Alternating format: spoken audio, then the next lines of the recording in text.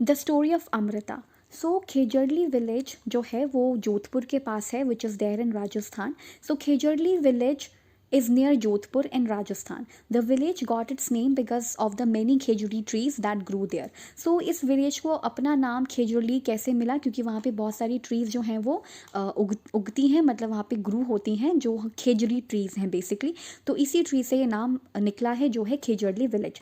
तो ये वाला जो पॉइंट था वो ज़्यादा इंपॉर्टेंट था रादर कि ये वाला पॉइंट इतना इंपॉर्टेंट नहीं है, लेकिन मैंने रेफरेंस के लिए डाला है कि बेसिकली स्टोरी, मतलब ये जो द स्टोरी ऑफ अमृता है बेसिकली ये है किस चीज़ के ऊपर। सो ये लोगों के ऊपर है कि लोग, जो विलेज के लोग होते हैं वो अपने ट्री से, प्लांट से, एनिमल से कितना ज़्यादा प्यार करते हैं। The people of this village took great care of the plants. यहाँ पे जो विलेज के लोग होते हैं वो बहुत ज़्यादा प्लांट और ट्री से और एनिमल से बहुत प्यार करते हैं, उनका बहुत ज़्यादा केयर करते हैं। गोट्स है, ट्री है, गोट्स है, डियर है, हेयर्स है, मतलब जिसको हम खरगोश कहते हैं, एंड पिकॉक्स है। यहाँ पे फियरलेसली, बिना किसी डर के घूमते रहते हैं। The people of the village remember that their elders use to tell them, कि मतलब उनके जो विलेज, मतलब विलेज पीपल के जो एल्डर्स थे वो क्या बोलते थे कि पेड़ हैं तो हम हैं, यानी कि दे यूज टू से अगर पेड़ हैं तो फिर हम हैं। Plants and animals can survive without अस, यानी कि प्लांट और एनिमल हमारी बिना सर्वाइव कर सकते हैं लेकिन हम नहीं, but we can not survive without them. तो ये बहुत इंपॉर्टेंट सी चीज़ है, ये बेसिकली स्टोरी का रेफरेंस था, इसलिए मैंने यहाँ पे नोट डाउन किया है। हालांकि जो सबसे इंपॉर्टेंट है वो यही वाला पॉइंट था। यहाँ पे क्वेश्चन पूछा जा सकता है कि खेजड़ली विलेज जो है वो कहाँ पे सिचुएटेड है, तो ये जोधपुर में राजस्थान में सिचुएटेड है। या फिर ये पूछा जा सकता है कि जो आपका खेजड़ी ट्रीज़ है वो आपको कहाँ मिलता है, तो Jodhpur which is in Rajasthan. अब यहाँ पे टीचर के लिए एक छोटा सा नोट है, वो ये है कि आप एनकरेज करो चिल्ड्रन को to locate Rajasthan on the map of India, ताकि बच्चों को पता हो कि इस मैप में राजस्थान बेसिकली कहाँ पर है। एंड ये जो हम स्टोरी पढ़ने जा रहे हैं ट्रू इवेंट के ऊपर बेस्ड है। तो यहाँ पे मैंने कुछ पिक्चर्स लगाए हुए हैं बेसिकली, जिसके थ्रू मैं स्टोरी को कन्वे करूँगी आपको। यहाँ पे मैंने लिखा नहीं है, बट स्टोरी की पिक्चर्स के थ्रू आपको समझाने की कोशिश करूँगी। अब यहाँ पे जो ये अमृता है, इसे पेड़ों से बहुत ज़्यादा लगाव है और ये बचपन से ही पेड़ों से बातें करती आई है, मतलब इसे बहुत अच्छा लगता है पेड़ों के साथ। और ऐसे बहुत सारे बच्चे जो हैं वो एनिमल्स और जो प्लांट्स हैं उनके साथ बहुत ज़्यादा घुल मिल के रहते थे और इनको बहुत अच्छे लगते थे जो ट्रीज़ वगैरह होते थे। एक दिन अमृता को पता चलता है कि कुछ विलेज में कुछ कॉन्ट्रैक्टर टाइप्स आ गए हैं जो कि पेड़ को काटने जा रहे हैं। और वो काटना क्यों चाहते हैं, क्योंकि यहाँ पर जो एक राजा है, वो राजा ने आदेश दिया था कि हमारे महल को बनाने के लिए लकड़ियाँ चाहिए।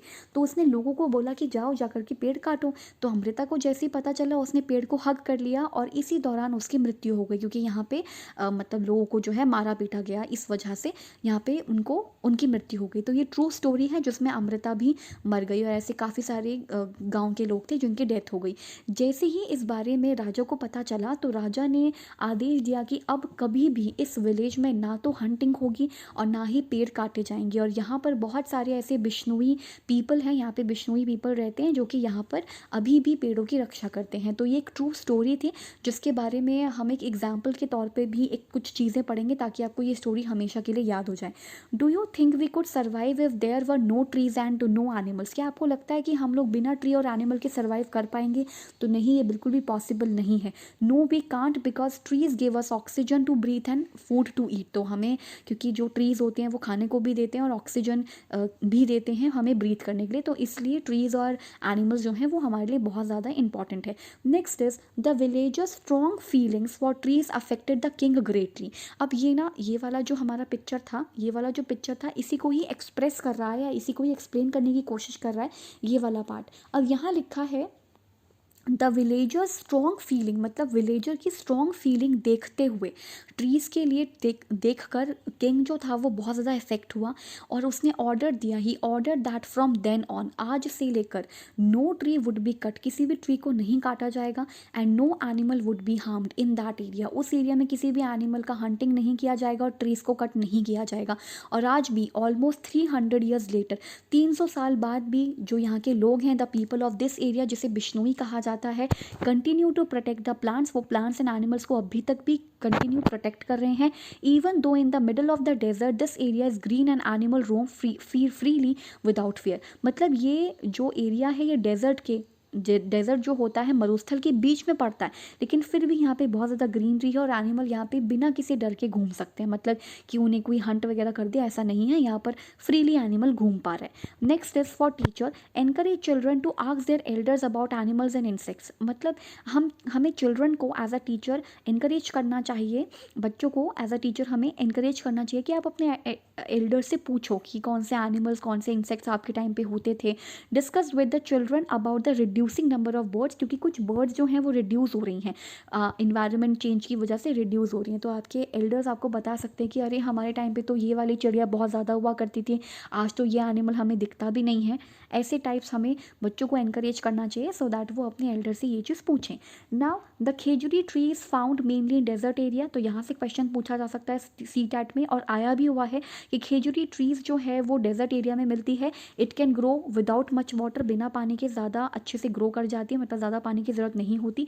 उसकी जो पेड़ की छाल होती है, जो बार्क होती है, जो ब्राउन वाला पार्ट होता है, उससे मेडिसिन बनाई जाती है। People cook and eat its fruits, उसके जो फ्रूट्स होते हैं उसको ईट करते हैं, मतलब खाते हैं या कुक करते हैं उनके बीन्स को। It's would is such that it will not be affected by insects, उसके जो वुड है वो इंसेक्ट्स की वजह से इफेक्टेड नहीं होता है।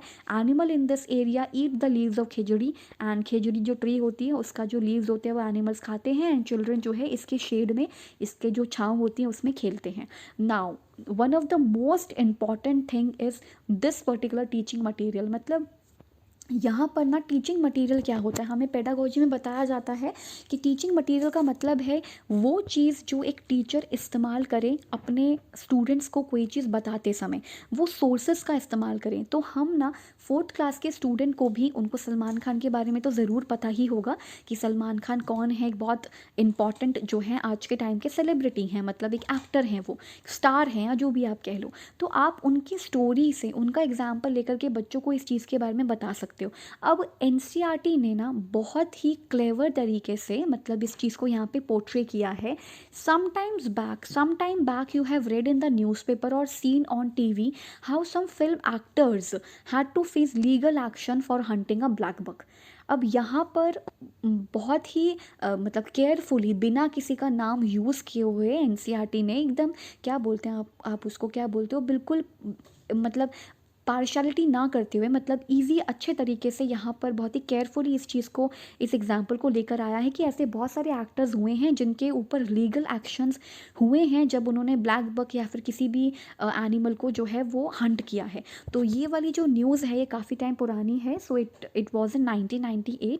सलमान खान को अरेस्ट किया गया था 1998 में, क्योंकि उसने 2 ब्लैक बक्स को हंट किया था इन अ विलेज नियर जोधपुर। और हमको पता है, हमने अभी अभी पढ़ा है कि जोधपुर के अंदर ही, मतलब जोधपुर जो कि राजस्थान में, वहाँ पे खेजड़ली विलेज है, तो उसी के आसपास के एरिया में उन्होंने 2 ब्लैक बक्स को हंट किया था। Where he was shooting for Sooraj Barjatya's Hum Saath साथ है, मतलब ये तो इतना इंपॉर्टेंट नहीं है, लेकिन हम साथ साथ है की शूटिंग कर रहे थे।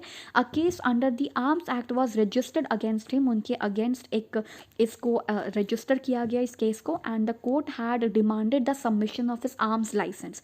तो यहाँ पर यही बोला गया कि इनका आर्म्स लाइसेंस जो है वो रद्द किया जाता है, क्योंकि उन्होंने गलत किया। जब उस जगह पर मना किया गया था कि वहाँ पे हंटिंग नहीं होनी चाहिए, तो क्यों उन्होंने जो है इस तरह की चीज़ करी। अब यहाँ पे लिखा है वाई डू पीपल हंट, मतलब लोग हंट क्यों करते हैं एनिमल्स को, क्यों करते हैं, टू ईट, खाने के लिए, for their skin and bones and also for fun. तो ये चीज़ ना तो उन्होंने खाने के लिए या उनकी स्किन के लिए, बोन के लिए करी थी, बल्कि ये तो उनके लिए एक फ़न था, एक एडवेंचरस एक्टिविटीज़ थी, जो कि बिल्कुल सही नहीं है। अब यहाँ पर एक और इंडिया टुडे का एक और न्यूज़ है, आर्टिकल जो मैंने यहाँ पे लिखा है, after almost 20 years the verdict for Salman Khan's in famous black buck poaching case was finally announced. The actor has been convicted and has been sentence to 5 years of jail. तो ये कुछ टाइम पुरानी कहानी है और यहाँ पे सारी चीज़ें लिखी हुई हैं कि कौन से एरिया की कहानी है, तो ये जोधपुर ऑब्वियसली। अब यहाँ पर एक चीज़ ध्यान देने वाली, और यहाँ से क्वेश्चन पूछा भी जा सकता है, और वो ये वाला है कि यहाँ पर लिखा है, जैसे मतलब ये मैं बता देती हूँ आपको क्या इंपॉर्टेंट है। The local Bishnoi community was enraged and raised their voice against the act, following which a case was file against Salman Khan and his को एक्टर्स। सो बेसिकली यहाँ पे को एक्टर्स लिखा हुआ था, तो को एक्टर्स में तब्बू हैं और भी उसमें सैफ अली खान और बाकी ऐसे बहुत सारे लोग थे जो हम साथ साथ की शूटिंग कर रहे थे।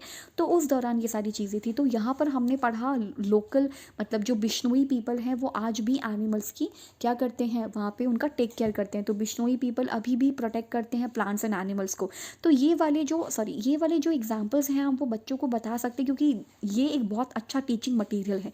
तो यहाँ पे बाकी की आप न्यूज़ पढ़ सकते हो। On October 1 and 2 1998 during the making of हम साथ साथ हैं, सलमान खान को अरेस्ट क्या मतलब उनके ऊपर इल्ज़ाम लगाया गया था, या आप कह सकते हो कि उनको एक्यूज़ किया गया था। He was accused of killing 2 black bucks in Jodhpur Kankani village. तो आपको एक और विलेज के बारे में पता चल गया विच इज़ कनकानी, जो कि जोधपुर में है। तो वैसे ही यहाँ पे खेजड़ली विलेज था और ऐसे यहाँ पे कनकानी विलेज था। इस तरह के ये विलेजेस थे जहाँ पे ये स्टोरी थी।